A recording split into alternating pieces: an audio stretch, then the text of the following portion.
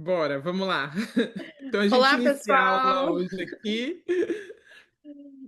Então vamos lá. Começa, Paula. Então vamos lá. Olá, pessoal, sejam todos bem-vindos. Nós chegamos na última aula, que é a aula bônus do curso de Planejamento Migratório.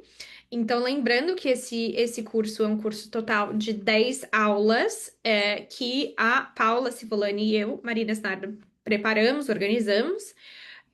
Com o objetivo de auxiliar, né, as pessoas que estejam neste planejamento, que já saíram, que vão sair, que estão pensando estão, né, verificando as possibilidades de sair do seu país de origem e imigrar especificamente para o Canadá, mas muito do que a gente falou aqui pode ser utilizado para uma possível mudança para qualquer outro país, né?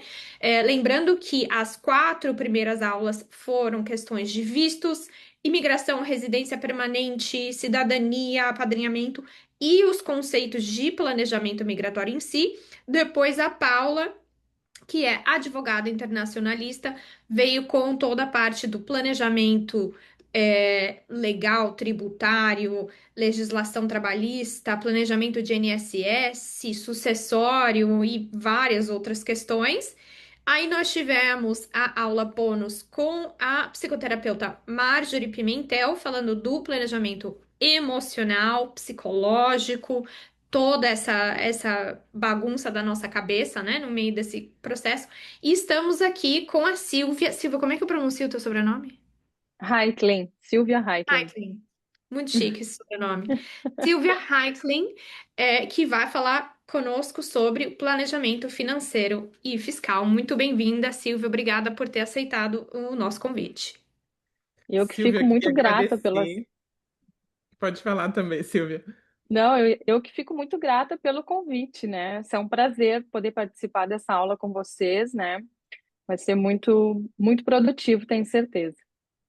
Eu queria agradecer também a sua presença, Silvia, e fico muito feliz de você estar aqui conosco no nosso curso, né, trazendo todo o seu conhecimento, toda a bagagem que você tem. Isso me deixa muito feliz e fica à vontade para a gente começar aqui para trazer o que você puder para que os nossos alunos tenham conhecimento e a gente possa dividir com eles aí um pouco do que você já sabe. Tá ótimo, beleza. Vamos começar então. Vou solicitar aqui o share. Ah, tô com. Só vou começar. Deixa eu só mudar aqui que eu tinha. Então, hoje a gente vai falar um pouco sobre o planejamento financeiro e fiscal, né? Aqui no Canadá, para imigrantes. E então eu gostaria de me apresentar, falar um pouquinho de mim. Eu trabalho na área de contabilidade, né? Tenho já mais de 8 anos de experiência aqui no Canadá, mas eu sou formada, minha base acadêmica é economia, ciências econômicas. Me formei no Brasil em ciências econômicas, mas também nunca trabalhei especificamente dentro da área de economia, né? Eu trabalhava na área de licitações públicas, fui funcionária pública por muitos anos, depois mudei para o setor privado, também trabalhei na área de licitações públicas, então tenho bastante conhecimento nessa área no Brasil, apesar de que a legislação enfim, a estrutura muda muito, né? Mas a minha experiência no Brasil é basicamente na questão de licitações públicas. E em 2008, eu me mudei com o meu marido para o Canadá. Fomos para Montreal. Eu estava conversando com a Marina há pouco, né? Estava falando para ela que a gente conhece Montreal, moramos lá, tivemos os nossos 2 filhos lá. E em 2015 a gente mudou então para Vancouver. E aí foi o momento que eu me vi diante da minha carreira, que eu deveria voltar. Então, dentro da contabilidade, eu já tinha feito contabilidade também como um curso técnico no Brasil, né? Então, a contabilidade chamou minha atenção novamente. E aí eu conversei com alguns educadores aqui, alguns conselheiros, né, nessa área de educação, e decidi realmente optar pela contabilidade. E realmente me encontrei. fantástico, né? Esse encontro que eu tive com a contabilidade. E aí venho atendendo principalmente brasileiros, né? Eu digamos que cerca de 90% dos meus clientes hoje são brasileiros. Comecei trabalhando com declaração de imposto de renda para brasileiros e, ao mesmo tempo, eu trabalhava prestando serviço para um escritório de contabilidade, atendendo mais de 40 empresas aqui no Canadá, fazendo todo o ciclo contábil da parte empresarial, né? E aí segui com essa parceria também, junto com esse escritório, atendendo brasileiros. Hoje eu atendo mais de 200 brasileiros por ano durante o período da declaração de imposto de renda aqui no Canadá, né? E em 2023, então, eu incorporei o meu business e passei a atender empresas e também pessoas físicas dentro das suas necessidades da contabilidade. Então, primeiro eu gostaria de agradecer, né, em especial a Paula Civolani, que a gente já tem uma parceria aí longa, né, Paula? Já Pois é, né? trabalhamos juntas há bastante tempo. Aham. E também a Marina, né, com certeza, por esse projeto de vocês e por esse convite maravilhoso. Tenho certeza que esse curso que vocês estão oferecendo, ele tem um objetivo de fortalecer também, né, a nossa comunidade, que é muito importante. Muito obrigada para vocês. Nós que agradecemos, Silvia. Um prazer estar com você aqui, Silvia. Muito obrigada. Então, hoje a gente vai falar sobre o planejamento financeiro e fiscal, né? Especificamente para brasileiros que têm a intenção de se estabelecer aqui no Canadá, né? E a gente vai falar um pouco sobre a tributação de renda, quais são os créditos que a gente tem disponível, as deduções, como é que tudo isso funciona dentro do sistema tributário aqui no Canadá, né? Nós também temos as contas registradas, e a gente vai tentar oferecer a quantidade de informação suficiente aí para você ter como se organizar financeiramente, né, e fiscalmente também dentro do sistema do Canadá. Então, primeiro, o que nós temos que tratar é quais são os tipos de renda tributável. Na verdade, a renda tributável é tudo aquilo que é ganhos, o que você ganha e, por exemplo, ele pode ser proveniente de um emprego, a renda pode ser proveniente de um aluguel, se você tem um imóvel que você aluga, né?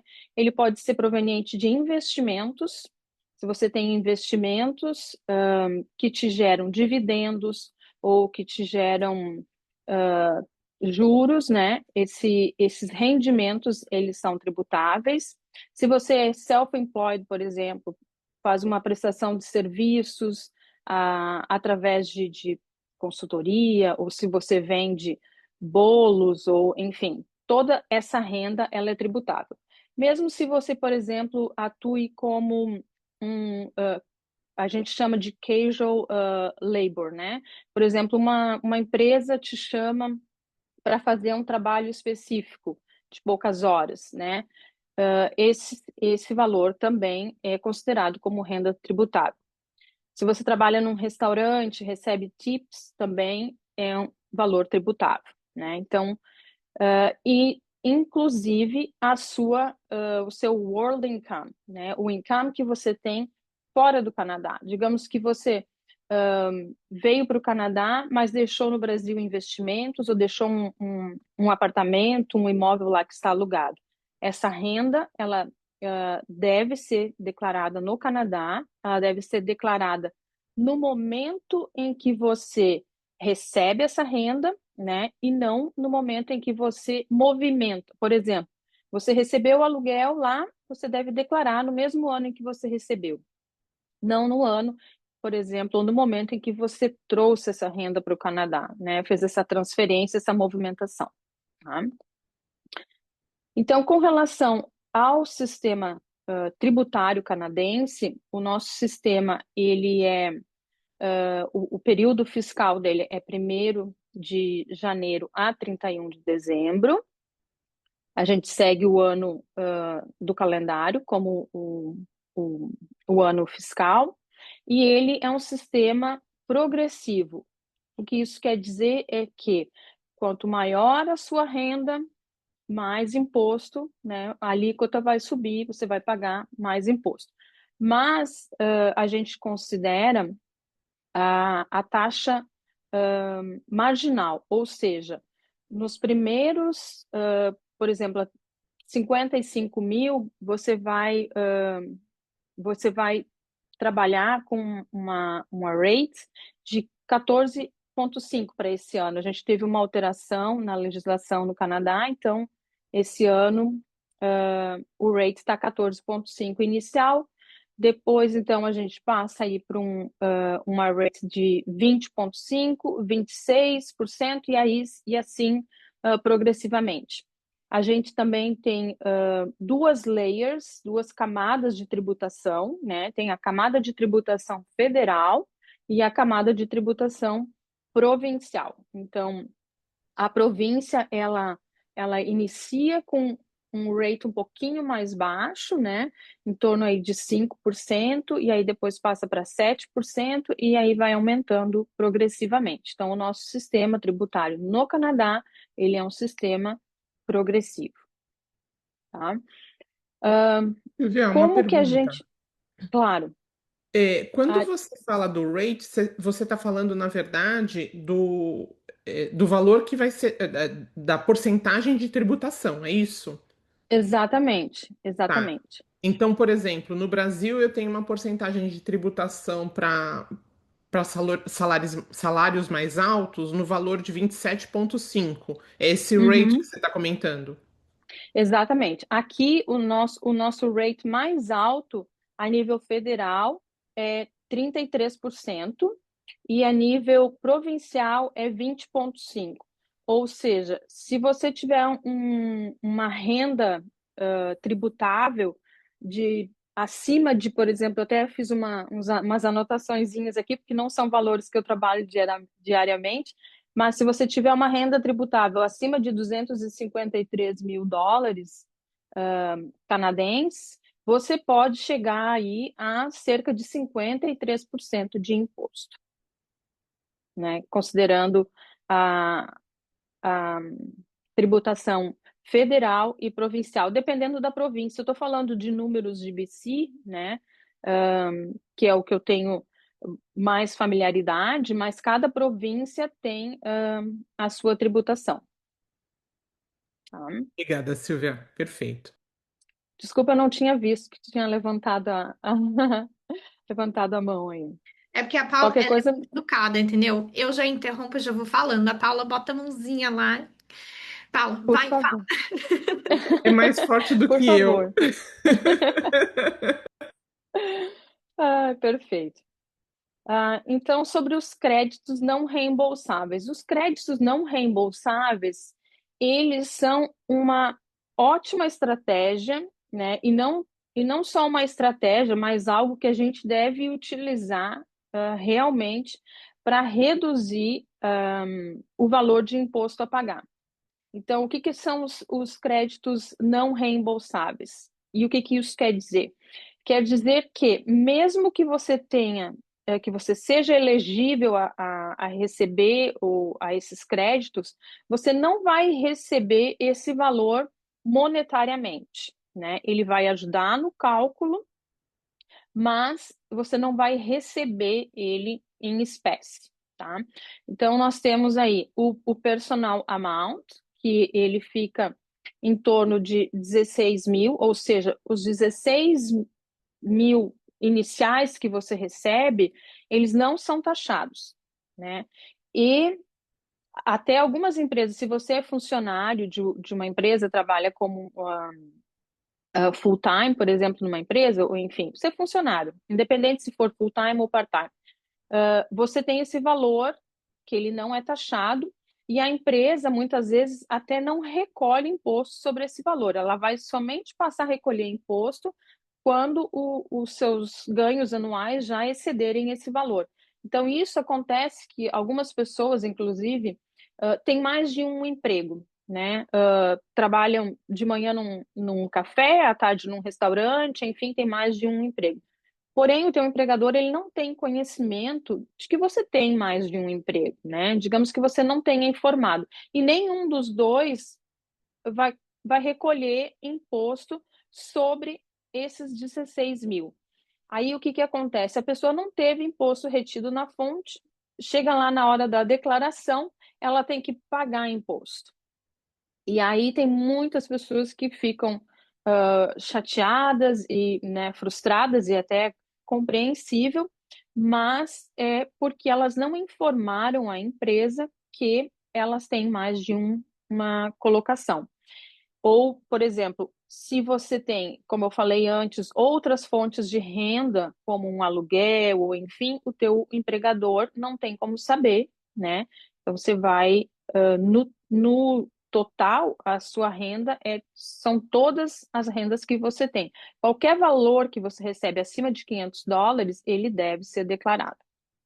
Então, se, por exemplo, numa situação, como que a gente fala também do spouse amount. O que é o spouse amount? Digamos que um só na família trabalha, o outro não tem renda nenhuma.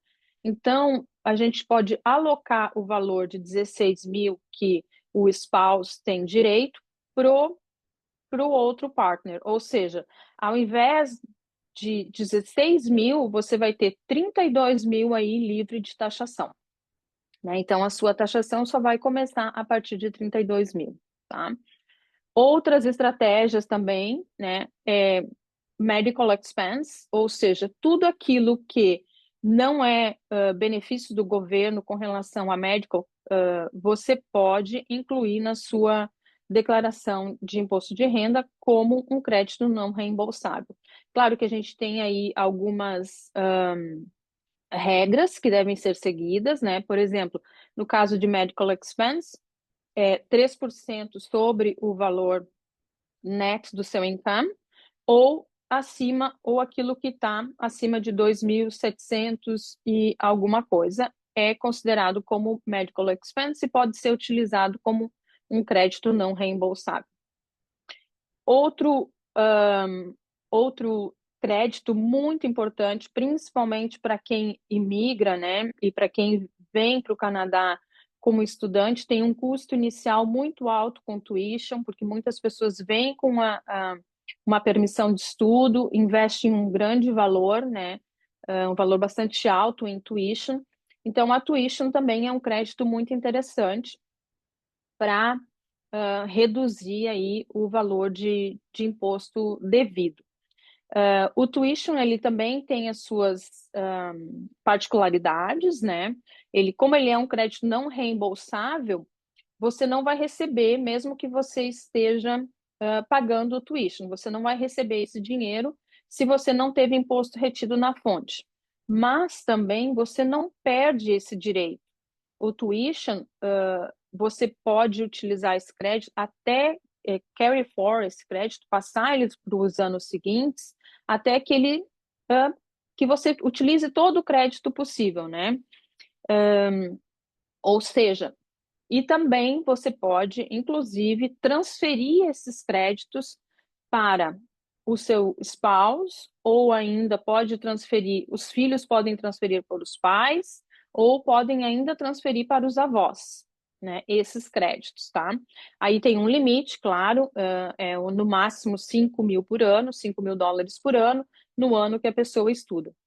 Mas é uma ótima opção aí, uma ótima estratégia para quem estuda. E na realidade, as pessoas pensam assim: bom, eu não tenho renda, eu estou só estudando, eu não vou fazer a minha declaração de imposto de renda, eu não preciso fazer a minha declaração de imposto de renda. Para você utilizar o crédito de tuition, você precisa fazer a declaração referente ao ano em que você estudou. Mesmo que você não vá receber nenhum crédito neste momento, mas no futuro ele vai ser muito importante aí para você reduzir o valor de imposto a pagar. E aí o quarto ponto que nós temos aqui, então, são os créditos reembolsáveis, né? Os créditos reembolsáveis, normalmente, eles estão fora do cálculo, eles fazem parte do cálculo do imposto de renda, né? Mas eles são pagos à parte. Então, aqui em BC, a gente tem o BC Climate, a nível federal, a gente tem o GST Tax Credit e temos também o Canada Workers Benefit. E eles, normalmente, eles são pagos pelo governo aí durante o ano, cada um dentro com as suas regras e elegibilidade, né? Até aqui temos alguma questão? Podemos seguir, Paula, Marina? Podemos seguir. O que eu Tudo vi certo, aqui. Silvia. O que eu vi aqui, Silvia, é que, na verdade, assim, eu tenho um regramento específico, me dando parâmetros e limites, mas eu também tenho meios para mudar um pouquinho esses limites, né? Então, aumenta um crédito aqui, tem um crédito reembolsável que vai me ajudar, esse tipo de coisa, né? Que a gente tem que pensar de uma forma geral. Exatamente, exatamente. É aí que entra a questão das estratégias. Na frente eu vou falar um pouquinho mais de estratégias que estão mais ainda que você pode, porque essas questões assim de medical expense, tuition, personal spouse amount, são coisas que você não tem muito como manipular, como, né, mexer, enfim. Mas nós temos outras estratégias que, sim, você tem mais controle, você pode utilizar elas de uma maneira mais eficiente também. Silvia, eu tô aqui indo down the memory lane, porque antes de ser consultora de imigração, eu trabalhava num escritório de contabilidade. Uhum. E eu fiz duas tax seasons. Assim, pauleira, trabalhando até 10, 11 horas da noite, dia 30 de abril, aquela loucura. Então, você tá falando e eu tô aqui sonhando com o meu tempo fazendo imposto. Não, é exatamente isso. É um período curto, né? Ali são 2 meses e meio, mas extremamente intensos, assim, realmente intenso. Exatamente. Bravo pra você. Obrigada. Então, sobre as deduções, né? O que realmente vai reduzir a sua renda tributável? Por exemplo, investimentos no RRSP, né? Ou Child Expense. Há um tempo atrás, a gente até tinha outras opções, né? Como você podia utilizar, se você tem o passe mensal para utilização do transporte público, né? Eu lembro dos bons tempos, a Marina talvez também lembra desse período em que a gente podia abater esses valores que a gente pagava para as despesas de trânsito mensal, mas hoje já não. Então, as mudanças acontecem, então isso já não é mais elegível. Mas, por exemplo, se você tem um filho na daycare, você consegue aí abater esse valor, né? Dependendo, um after school, por exemplo, também ele pode ser uma dedução, né? E os investimentos no RSSP. O RSSP é uma estratégia bastante interessante para a aposentadoria. A gente tem aqui esse programa em que as empresas contribuem, mas você contribui e a empresa também faz o match, né? Ela contribui uma parcela. Mas também você tem a opção de contribuir para o RSSP, que é a questão da aposentadoria, né?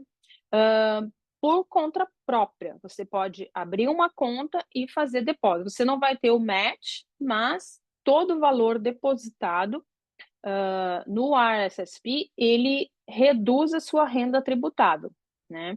Então, é uma boa estratégia aí, e a ideia do RSSP, quando o governo estabeleceu esse benefício do RSSP como dedução, é de que quando você está na ativa, ou, por exemplo, tendo um income ali interessante, você consegue reduzir a sua renda tributável fazendo os depósitos, e no momento em que você já está vivendo um retirement, já está aposentado, a sua renda ela vai diminuir.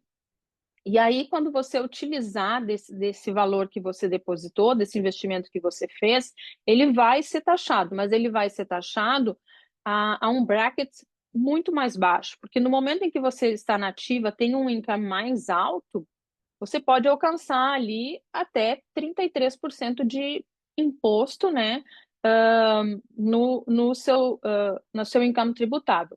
Mas digamos depois que você já está aposentado, não está mais na ativa e a sua renda ela reduz, então os brackets vão alcançar talvez 20,5%, vão alcançar 26%, ou seja, quando você utilizar esse RSSP, você vai estar utilizando de um rate mais baixo, né?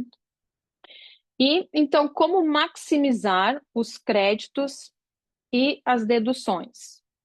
É sempre se organizar para informar ao contador tudo aquilo que você tem de possibilidade. Por exemplo, se você não tem ideia do que você pode utilizar como crédito e como deduções, o ideal é que você, então, converse com o contador, né? E aí faça perguntas, enfim, explique um pouco da sua situação para ver como a gente pode fazer isso. Mas, basicamente, são as questões a declaração. Por exemplo, às vezes a pessoa pensa, minha esposa não tem renda, eu não preciso fazer a declaração dela. Você vai estar perdendo aí US$ 16.000 de taxable income para ser reduzido aí no valor do taxable income, né? Mesmo as questões de despesas médicas, né? As outras deduções que a gente pode ter aí, como o tuition fee, todos esses são formas, então, de maximizar os créditos e as deduções. Então, sobre o uso das contas registradas.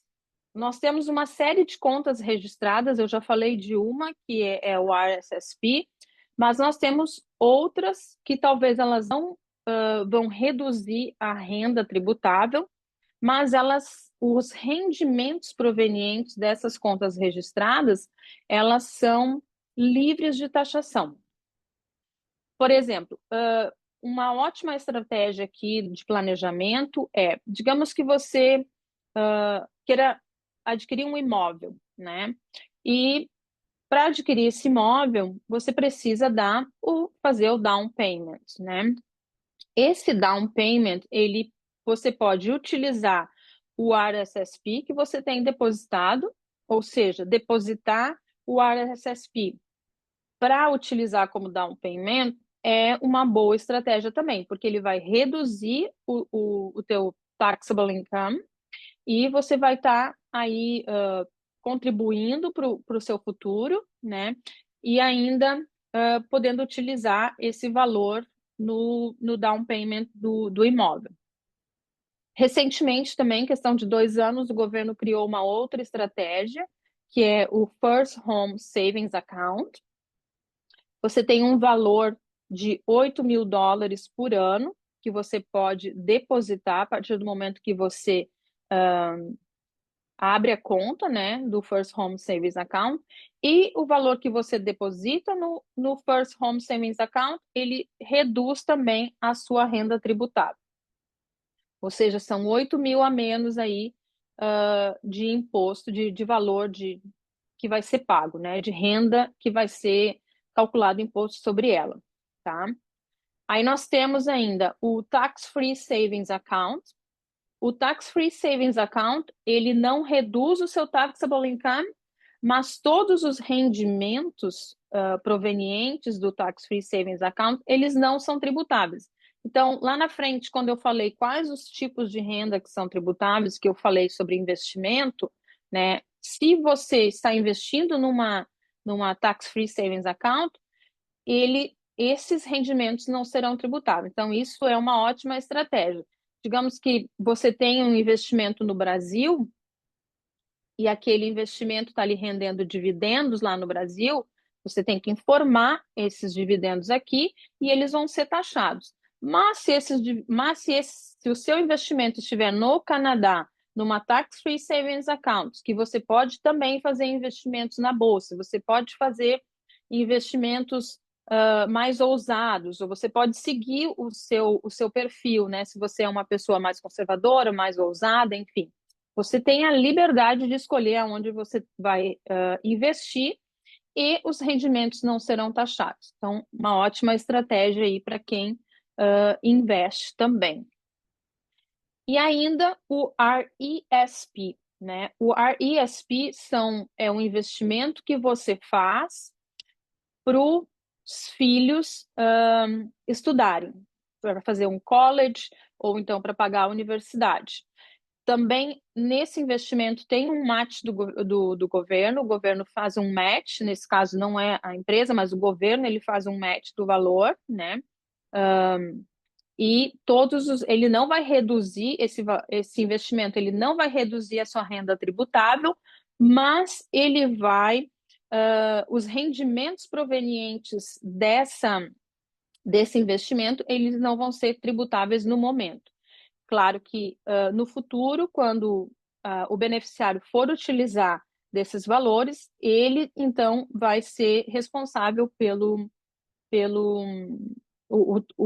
esse valor será considerado tributável para essa pessoa, né? Para o seu filho, no caso. Aqui eu já falei um pouquinho sobre a questão do casal, né? Porque essa é uma pergunta muito recorrente, eu ouço todos os anos, muitas vezes. Se o casal ele deve fazer a declaração conjunta ou separada, e se existe algum benefício em fazer uma declaração conjunta, né? Primeira coisa é a questão do basic amount. Se a esposa, por exemplo, não está trabalhando ou ela teve um rendimento mais baixo, ou o marido, enfim, se um dos partners teve um rendimento mais baixo, a diferença, digamos assim, vamos dar um exemplo aqui. O basic amount é 16 mil, em torno de 16 mil. O partner teve um income de 8 mil durante o ano. Os outros 8 mil você pode transferir para o spouse para reduzir o taxable income da pessoa, do indivíduo que recebe mais, né? Então, ele é uma ótima opção também. A questão das medical expenses, ele pode ser share com os dois, ou a gente pode usar a estratégia de ver para qual dos indivíduos que vai ter um retorno maior, né?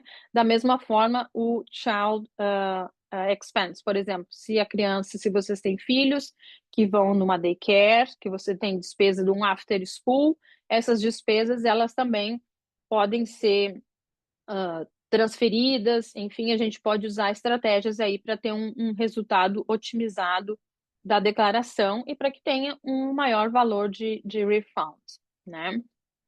Então, a declaração conjunta, ela é sempre uma forma de otimizar o resultado.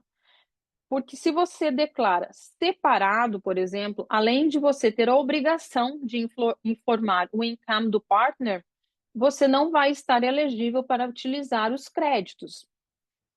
Cada um fazendo a sua declaração separada, cada um vai utilizar o seu basic amount, mesmo que a pessoa não tenha trabalhado, ela não tem como transferir, né? Ou ainda o tuition. O tuition ele também pode ser transferido para o partner, mas a declaração ela tem que estar elas têm que estar conectadas, né? Silvia, Sim. existe alguma situação onde é mais vantajoso a pessoa fazer separado? Ou que seja necessário fazer separado? Não tem, porque na realidade você vai simplesmente perder os benefícios se você não está fazendo em conjunto, né? Não tem uma situação em que seria muito específico. É um caso que Ah, teria que se analisar qual o objetivo dessa pessoa, né? Talvez fazendo uma simulação a gente consiga entender melhor, mas basicamente a utilização dos créditos é que vão reduzir, né, essa renda tributável, mesmo daquela pessoa que tem um income mais alto, né? entendi. Mas é uma questão de se analisar, dependendo do objetivo também desse casal. Uhum, perfeito. Então, aqui agora eu gostaria de falar um pouquinho sobre, dar uma pincelada rápida aí sobre o acordo bilateral Brasil-Canadá, né? E como que a gente pode eliminar essa dupla tributação, porque nós temos obrigatoriedade de declarar todo e qualquer income que está fora do Canadá, né? Independente aonde ele esteja. Por exemplo, o ideal é que a gente tenha uma residência fiscal só, né? Porque a residência fiscal, ela, para ser estabelecida, ela, o primeiro ponto é onde você está fisicamente estabelecido. Então, se você está fisicamente estabelecido no Canadá, a sua residência fiscal primária é aqui. Obviamente que se você mantém digamos, investimentos ou mesmo rendimentos no Brasil através de um, de um imóvel que você tem alugado ou, enfim, outras situações, às vezes você pode estar até trabalhando para uma empresa no Brasil, né? Você tem maneiras de eliminar a dupla tributação se utilizando no nosso acordo bilateral. E como isso acontece? Acontece da forma que, neste acordo, entre o Brasil e o Canadá, o que você paga de imposto no Brasil, ele pode entrar como crédito de imposto já pago, como se fosse um imposto retido na fonte, aqui no Canadá. Digamos que você tem um apartamento que te gera um income no Brasil e você paga todos os meses o carnê-leão, né?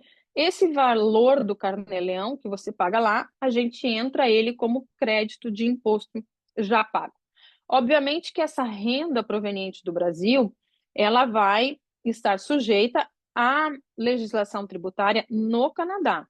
Porém, esse crédito, ele é aceito aqui. Mesma questão de investimentos no Brasil. No Brasil, você tem investimentos que têm já o imposto retido na fonte. Quando você recebe ali o documento enfim, do banco no Brasil, ou da investidora, ou da seguradora, ele mostra, o extrato mostra que já foi retido, então, na sua declaração do Brasil, você não vai precisar informar, você só informa o valor net recebido, né, de investimento. Mas aqui a gente pode utilizar esse valor já retido na fonte lá pela investidora, enfim. E o que acontece que a grande maioria, eu tenho visto isso muito seguido, o CRA, obviamente, ele quer se assegurar de que realmente você pagou o imposto em que você está informando. Então, ele vai fazer uma pequena auditoria solicitando aí a documentação comprovatória, né, comprovando que você teve esse imposto pago no Brasil ou em qualquer... Desculpa, aqui caiu o meu... ou que você teve esse imposto pago ou retido no Brasil ou em qualquer outra parte do mundo, né? E aí a gente vai apresentar, ele vai te mandar esse documento de auditoria e vai solicitar os documentos de suporte. Então, a gente vai pegar esse extrato, a gente pode utilizar ou a própria declaração de renda do Brasil, comprovando, ou você pode pegar os extratos da investidora e comprovar que você teve imposto retido e pago lá. Então, é possível utilizar esse imposto retido no Brasil como um crédito. E agora vamos falar então do T1135. Eu vejo que muitas pessoas não têm conhecimento e até ficam um pouco assustadas, né, quando a gente vai falar sobre o Foreign Income Verification Statement. Porque algumas pessoas têm receio de que, se eu informar os valores que eu tenho fora do Canadá, eu vou ser taxado sobre aquele valor. Na verdade, você vai ser taxado simplesmente sobre os rendimentos que aquele valor rendeu, né? Não sobre o valor específico. Digamos que antes de imigrar, antes de vir para o Canadá, você já tinha investimentos seja ele na bolsa, sejam ele em fundos, ou você tinha imóveis, por exemplo, né? Esses valores eles são informados anualmente ao governo do Canadá via T1135.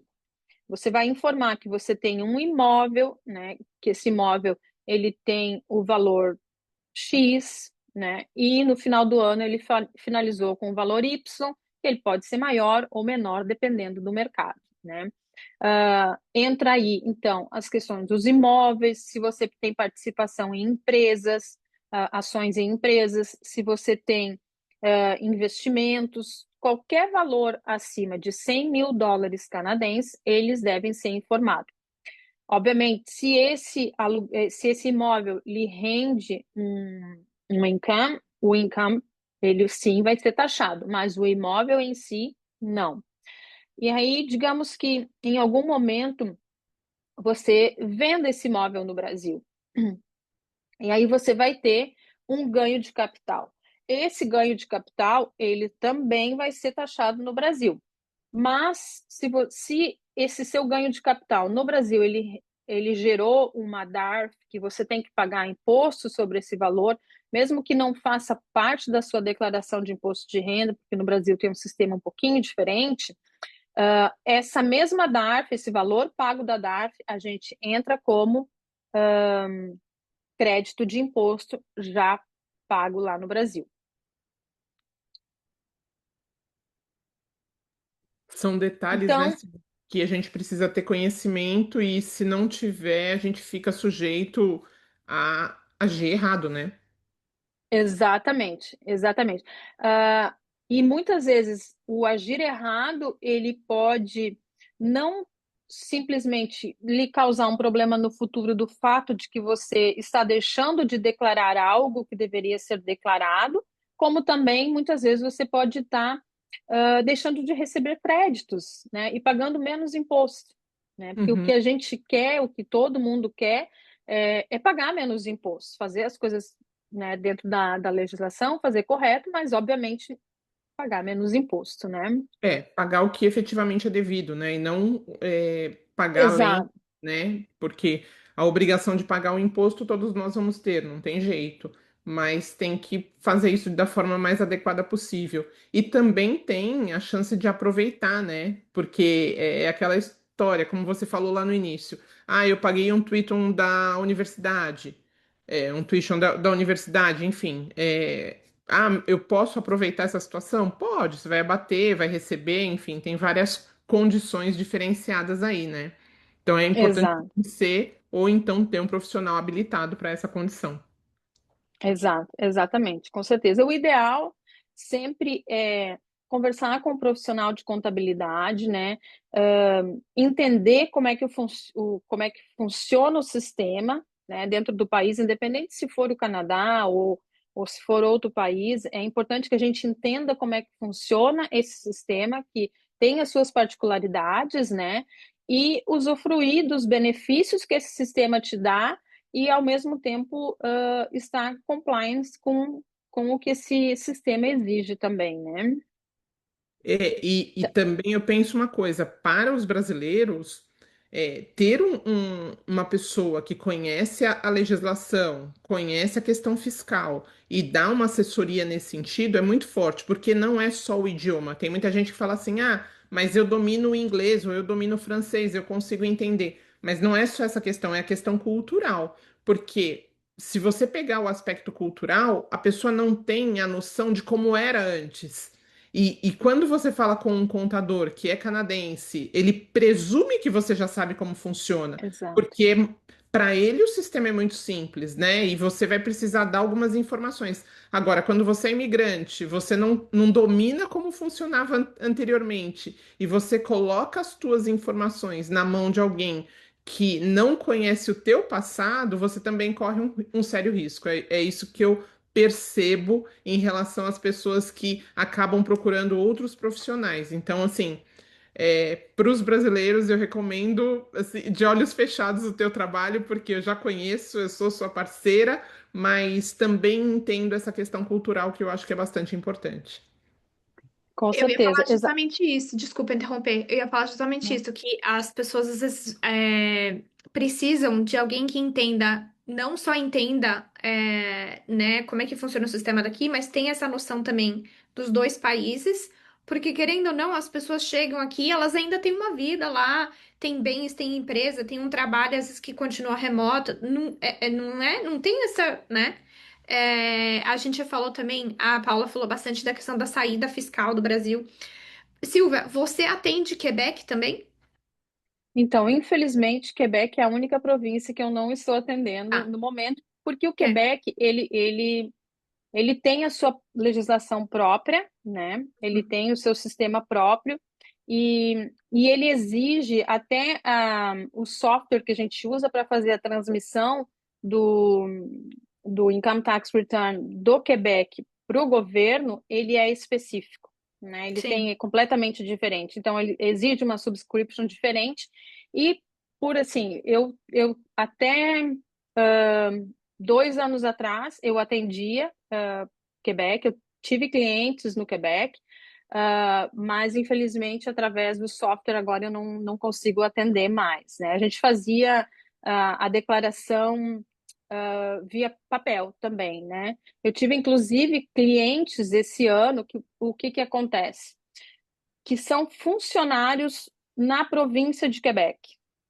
E aí, quando essa pessoa é funcionária na província de Quebec, ela paga imposto, ela é funcionária na província de Quebec, mas ela é residente na província de Ontário, digamos. Foi o que aconteceu Uhum. com dois Eu clientes tenho, meus, eu tenho inclusive. duas funcionárias assim.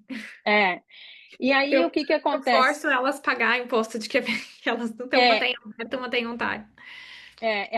elas têm o imposto recolhido na fonte, porque faz parte da legislação em Quebec, mas quando ela vai fazer a declaração do imposto de renda dela, o sistema não considera esse imposto pago ao Quebec, porque ela é residente de Ontário. Então, a gente tem que fazer uma aplicação específica para a província de Quebec repassar o valor para Ontário, né? Ou então repassar esse valor para a pessoa e a pessoa pagar Ontário, né? Então, ele é bem específico e, infelizmente, no momento eu não estou atendendo o Quebec, mas quem sabe no futuro, né? Tem muita gente que pergunta, né? Então, porque tem vários contadores brasileiros que estão atendendo o pessoal, mas tá difícil achar alguém que faça o Quebec. É, é, eu acredito. Porque é mais chato mesmo, né? É a mesma coisa É, na imigração, é o mesmo conceito no âmbito da imigração, né? Nós somos, acho que, uhum, 5 consultores que fazem federal e Quebec. sim, perfeito.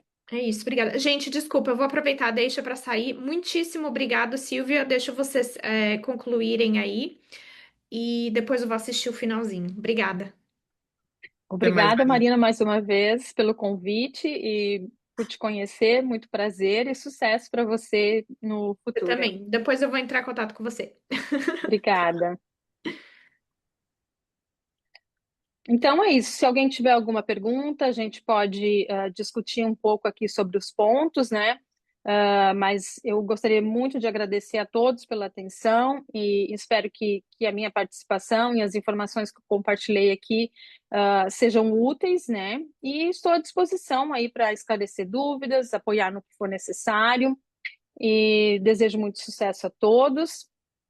E se tiver alguma questão mais específica, quer dar uma analisada no seu caso, entre em contato comigo, pode me seguir aí nas redes sociais, eu estou no Instagram e mais ativamente no Instagram atualmente, né? Também tem o meu website, que tem bastante informação do trabalho que eu ofereço junto a empresas. Eu dou um apoio bastante grande para empreendedores aqui em Vancouver, pequenos empreendedores, para quem está começando o seu negócio. Faço toda a parte contábil da empresa, a parte de registro da empresa. Eu tenho uma parceria importantíssima aqui com a Paula, que a gente tem realizado um trabalho juntas muito bom, né? A gente consegue entender o nosso cliente e ver qual a melhor estrutura de business para ele, né? A gente tem um acesso bom entre nós, né, Paula? Então, isso é bem Perfeito. interessante. Uhum, Se as uhum. pessoas estão pensando em empreender, às vezes empreender pode ser uma boa opção para você, né? A gente está à disposição. E eu faço todo o ciclo contábil, desde os registros contábeis, as declarações de GST, PST, o WorkSafe, né, também os registros dentro das contas de payroll, se precisar. Faço payroll dentro do trabalho basicamente com QuickBooks, mas também atendo outros softwares, se for necessário. E a declaração do imposto de renda da corporation e também a declaração de imposto de renda de pessoa física, aplicação para benefícios como o Child Benefit, porque um imigrante ele tem um tempo de carência, né? Quando ele vem para o Canadá, ele tem que aguardar ali 18 meses até fazer a aplicação para o Child Benefit, e ele é um pouquinho tem alguns detalhes, né? Eu tenho clientes que já tentaram fazer a aplicação por conta própria e tiveram a aplicação negada. Então, assim, eu já tenho bom conhecimento, né? Mais de 8 anos aí trabalhando nessa área. Então, eu já conheço bastante de como, o que que é realmente que o governo está querendo de informação do teu lado, e eu posso te ajudar nesse sentido aí também. Silvia, é muito bom saber de tudo e deixar aqui registrado todo o serviço que você faz, porque além de saber que você desenvolve essa atividade, eu sei que é de qualidade, eu sei que você prima pelo seu trabalho, então eu fico muito feliz de ter uma parceria com você assim, saber que você vem desenvolvendo um ótimo trabalho para a comunidade, né, e para outras pessoas, claro. Eu vou, como a gente não tem nenhuma pergunta aqui no chat, eu vou encerrar aqui, mas a aula vai ficar disponível e quem tiver dúvidas, quem quiser entrar em contato, fique à vontade. E muito, muito obrigado, Silvia. Obrigado a todos aqui que estão nos assistindo e a quem vier a nos assistir posteriormente. Muito obrigada mais uma vez, Paula. Foi um prazer enorme participar e eu desejo sucesso a todos.